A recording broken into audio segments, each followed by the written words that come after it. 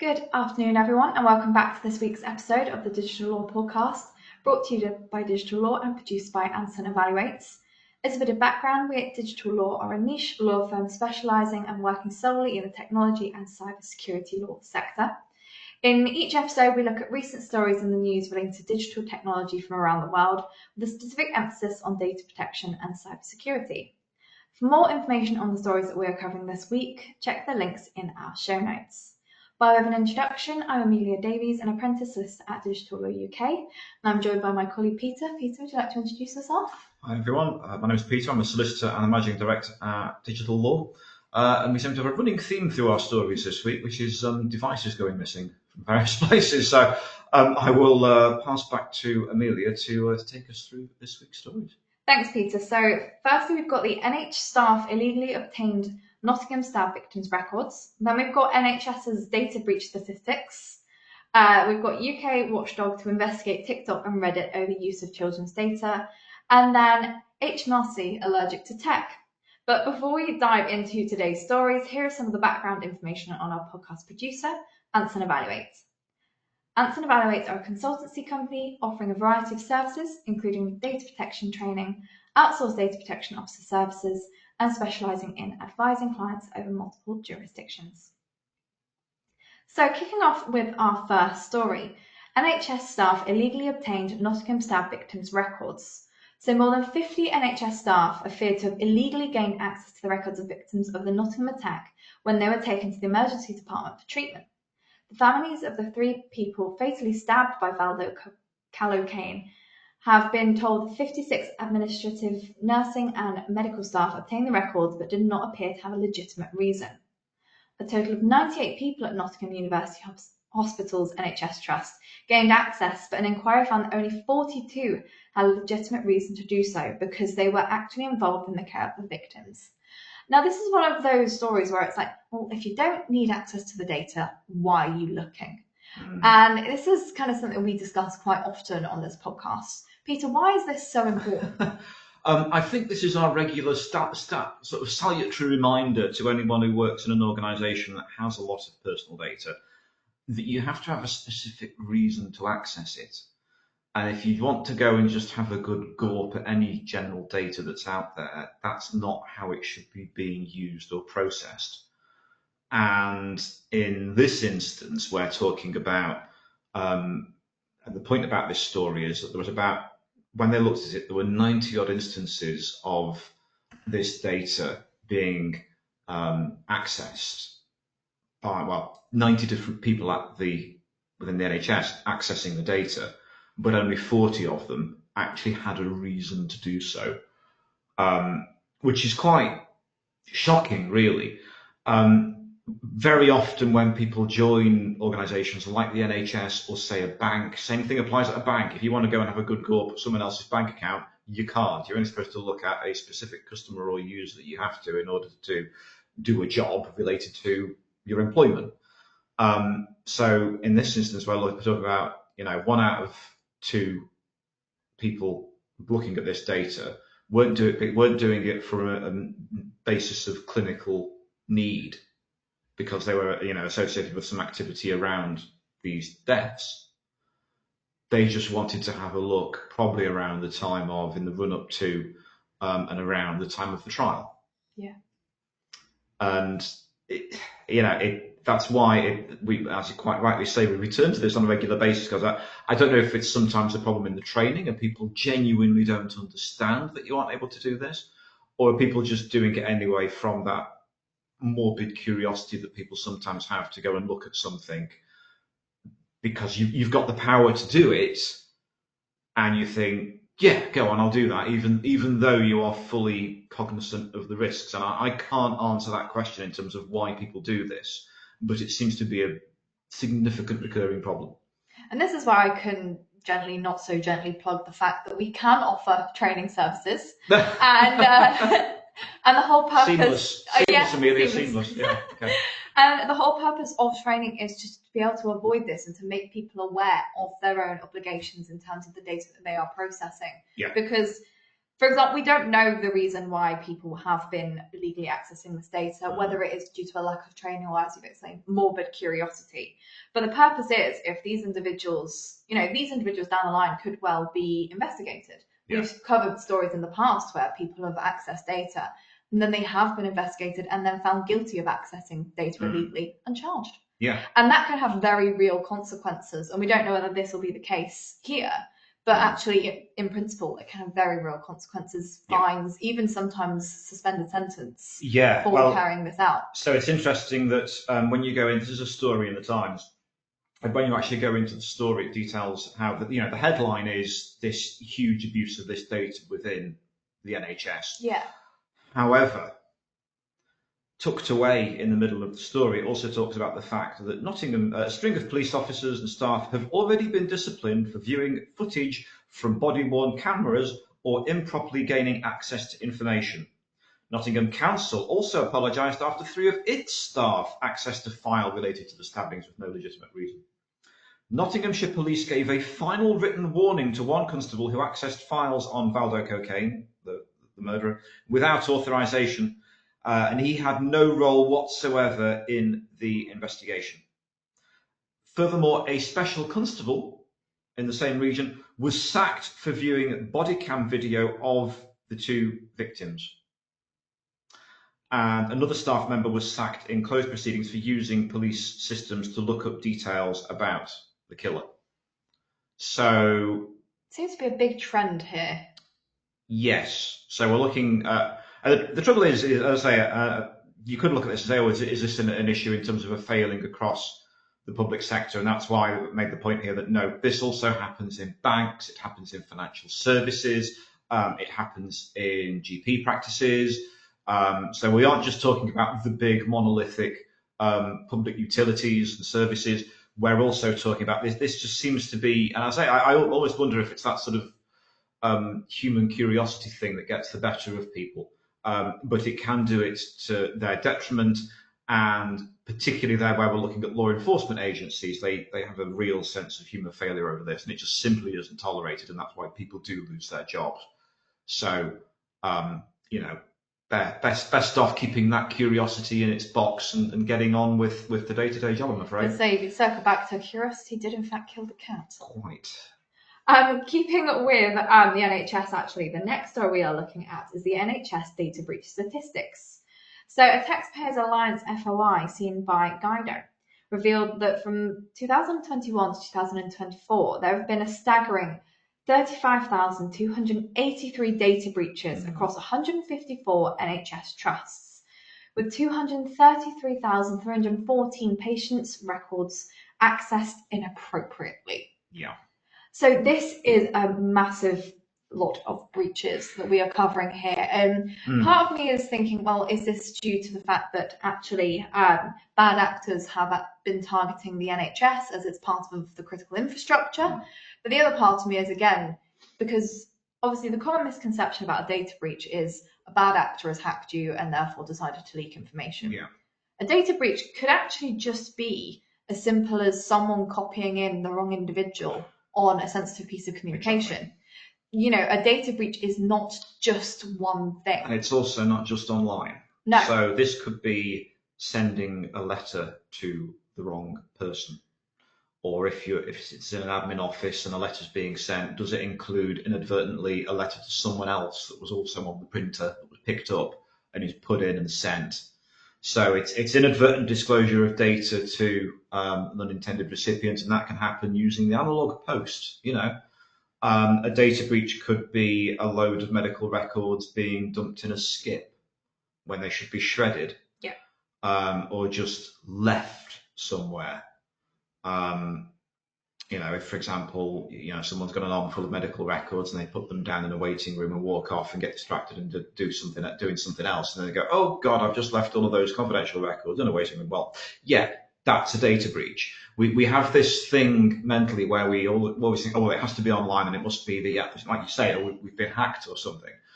But very often, and bear in mind that the NHS is like the largest employer in Western Europe or something, over 1 million people that work there.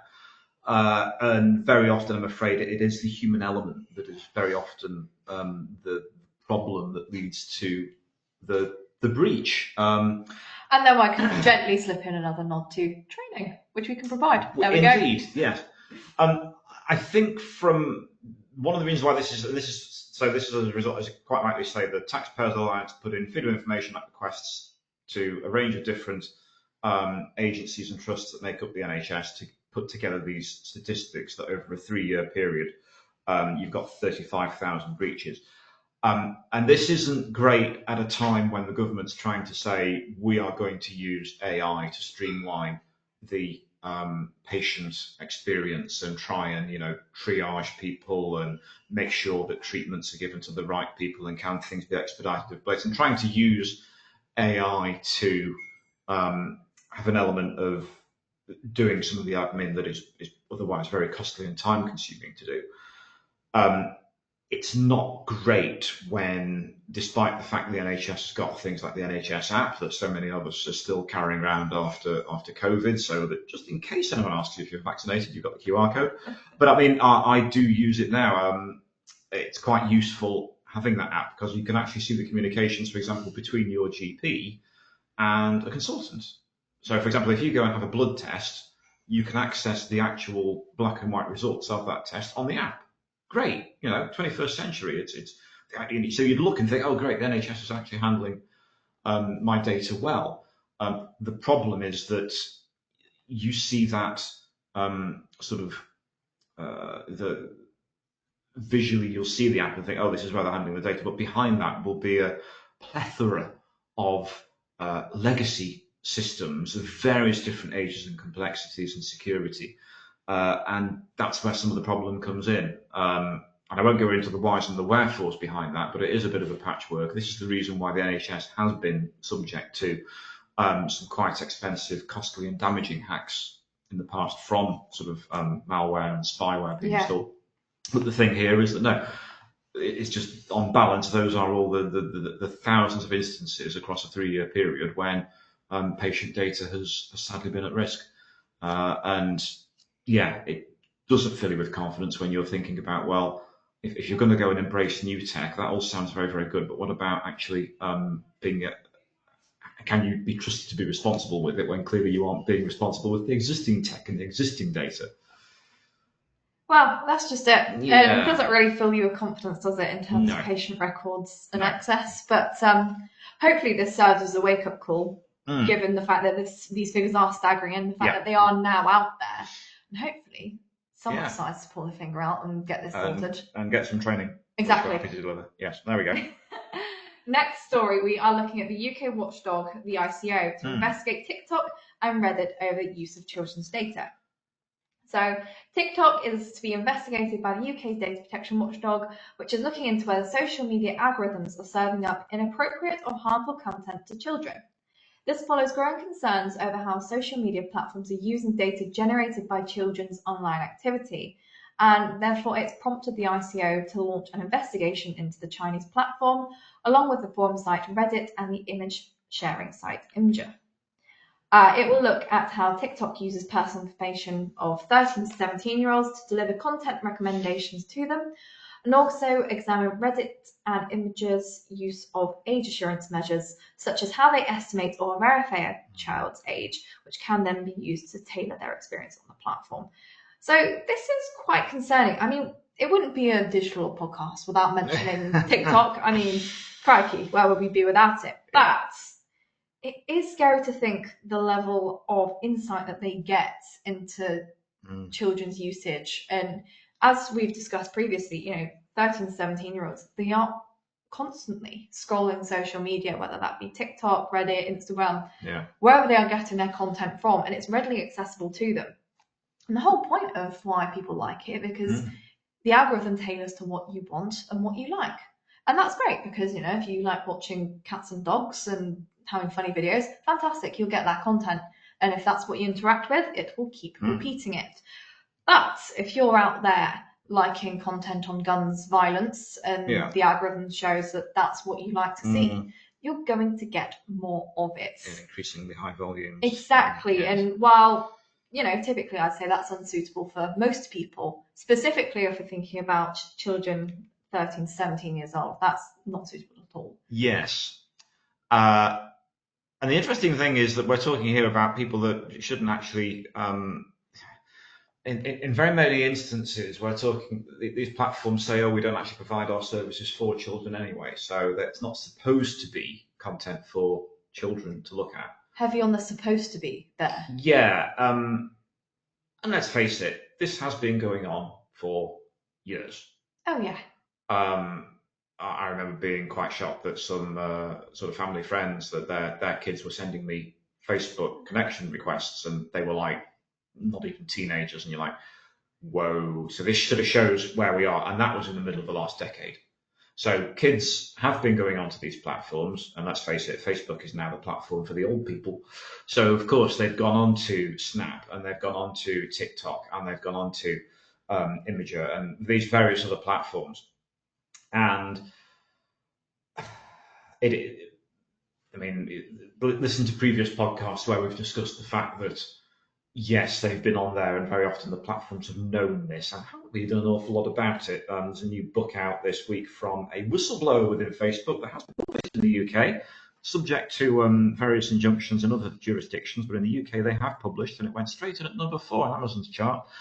But that talks about the fact that the senior leadership in Facebook knew about this. So, fast forward, we're talking about the ICO here, saying, well, let's look at these 3 platforms. And it isn't just TikTok. They aren't just picking on TikTok. They are sort of looking and saying, look, let's look at these other platforms and see how they are using data of minors, i.e. those below the age of 16. But this should also be looked at in the context that more broadly, the government in Australia is now seriously considering a ban for those below the age of 16 on social media. And I think the UK government is looking at this quite carefully. So it's going to be interesting to see the direction of travel now. At the moment, we seem to be in a world of the pendulum is swinging more in the direction of closer regulation from governments on social media use by children because of the harms that you've just articulated. However, the flip side, of course, is the fact that it's all well and good, someone may or may not say, okay, we're going to put this forward, this is what it says, we're going to come down quite harshly. But unfortunately, as always is the case with government and their discussions, often things can get watered down. So it'd be interesting to see what actually comes of this and what action truly is taken by, obviously, Australia, UK, and the rest of the world. Because obviously it's all well and good wanting to protect children, but at the end of the day, these are all businesses. And what do businesses like? They like making money and profit. And there is a balance of interests, unfortunately. Yeah.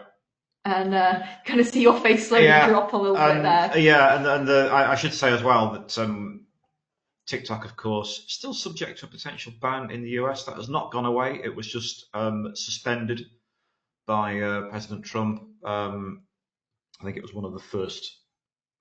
He signed those hundreds of executive orders, and one of them was postponing the ban that had just been introduced the previous weekend by, I think it was something like 45 days. So now the US have got to work out, well, what are we going to do with that legislation? Are we going to implement it? Are we going to do something else with it? The tone has been a lot more pro use of TikTok, particularly when President Trump, I think, used it to quite devastating effect in his election campaign. So what was something that in his first term he was quite keen to get rid of, suddenly he's a lot more pro the idea of it staying there. Surprise, surprise. So at this point, as we know, you can never predict what the US presidential administration is going to do, but it has the statutory power to ban TikTok in the US should it wish. And as I've said on this podcast before, if that does happen, there will be a domino effect of other Western countries following suit, more than likely. But that's really, we're digressing now from the point of the story. A little bit, but nonetheless. The ICO is looking into this, and because it's children and because it's sensitive, I can imagine this is something that they'll probably conclude somewhat sooner than some things that can sort of be, we're taking a look at this, and a year later they say, we looked at that, it's fine. I think with this it'll be 3 months or 6 months, and then quite a significant conclusion either way, given the fact that we're looking at some large, very well-known platforms with a large number of users. Thanks, Peter. I'm sure we'll be able to circle back, as you say, in due course. Yes. Moving on to our last story then, we are looking at HMRC, allergic to tech. So, in the last year, HMRC has lost 389 phones, of which 22 were stolen. 127 laptops have been lost or stolen in that period too. And if you exclude MiFi dongles, the total loss of IT equipment stands at 782 since April last year, 156 which took place in 2025. So I will just say, for the avoidance of doubt, we are recording this on St. Patrick's Day, 17th of March, and up to this time, from January the 1st to the 17th of March, 156 pieces of tech have been lost by HMRC, which is pretty staggering, to be honest. The agency is refusing to say how much all of that tech is worth because they said it would prejudice commercial interests. But the HMRC spokesperson has said that we take quick action to deactivate any lost or stolen devices and investigate all security incidents, taking steps to reduce future recurrence. I think they need to be taking larger steps to reduce future recurrence, because clearly there is in fact a trend here of things being lost or stolen. And again, we can provide training on how to, be aware of devices and keeping them safe, because as we've already discussed today, it's very often the human that can be at error, not always the tech itself, particularly when you're thinking that it's tech being lost or stolen, i.e. some poor soul leaving it on the train on the way into work and forgetting where it is. Yeah. I mean, these are massive figures. You would expect a certain amount of device loss inadvertently, where sometimes it's just, something's been broken, particularly when you have people using mobile devices at home to work. Work from home is still certainly across, I'm not going to say just the public sector, it isn't. It's across an awful lot of organisations. It's still an awful lot of people are sort of doing hybrid, in for a few days, but maybe out the office on a Friday and a Monday. And that's the case across many organisations. But it means if you are working away, then you are more reliant on the tech, and then the potential for that tech to be lost is commensurately greater. The problem here is it's HMRC, so it's, by definition, it will have, those devices will have secure access to HMRC's different systems, which in turn would allow users access to large volumes of personal data related to taxpayers. Now, HMRC has said, we take quick action to deactivate any lost or stolen devices, investigate all security incidents, taking steps to reduce future recurrences, which is the standard boilerplate response. But you can imagine that given the size of these losses, you'd hope there will be a downward trend, which at the moment doesn't appear to be there. So I'm sure that various agencies will be continuing to do FOI requests to see, well, are those figures going down?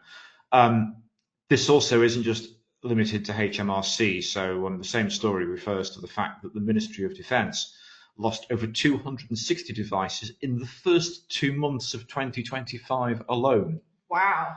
So that's a lot, and was actually massively up just on the previous year. So the fact that it's the Ministry of Defence and the fact that you've got, that's obviously very important at the moment given the global security situation. The fact that that's happening is also a concern. Let's not sort of go too much into any further on that, but the point is that these devices are all expensive. When you've got Western governments worried about costs, worried about having to raise taxes all the time, when you've got massive expenditure like that and you'd think, again, good training, good systems would mean that people aren't losing these mobile devices, laptops, etc. In such high volume, that is then a commensurate saving to the taxpayer. So yeah, you would hope that these statistics will end up reducing month on month, certainly not going up. Thanks, Peter. So that was our last discussion of the episode. And if you have any questions about what we have talked about today, please email us at admin@digitallawuk.com. A summary of today's stories are available on our website, as well as the links to the original stories containing more information. And if you'd like to hear more from us, including information about subscriber-only podcasts, webinars, and events, please subscribe to Premium via our Patreon channel using the link in the show notes. Speaking of events, I'll hand over to Peter on this to discuss some of the events that we have got coming up in our diary. Yes, so with our friends at MBL, professional training providers, we're doing quite a big series of online trainings, Learn Lives as they're called, which you can sign up to. We're doing them on everything from cyber issues to data protection. We're looking at crypto, we're looking at AI, we're looking at compliance around all of that. Each one of these is a standalone one-off event, so it's not like you have to commit to doing 6 or 7. It's just a la carte. What you want to do, you can just then make your booking. So you'll end up having it is done as a Learn Live, so you can join, and they are interactive sessions. You'll be able to ask questions, be able to clarify anything if we're going over things that are quite complex.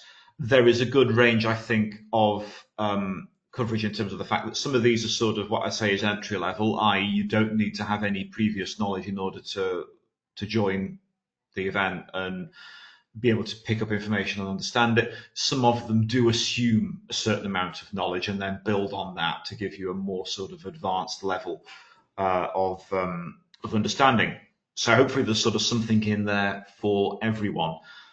Take a look at MBL. I'm sure we'll have a link in the show notes. Absolutely. And also take a look at our social media. So if you go on LinkedIn, you can like Digital Law. Absolutely. And you'll be able to see information shared on that. You can also then connect to us on LinkedIn, and we'll be sharing those updates of those individual events in the coming weeks and months as well. Thanks, Peter. So just to wrap up, a big thank you to Answer and Evaluate for helping to produce this podcast. And if you've be interested to hear more about Answer and Evaluate services, please take a look at their website that you can find at www.answerandevaluate.com. And just a reminder, these episodes are available on our website, YouTube channel, and podcast channels as well, such as Spotify, Apple Music, Amazon, and please feel free to leave us a review. Thank you for listening, and we hope to see you again next week.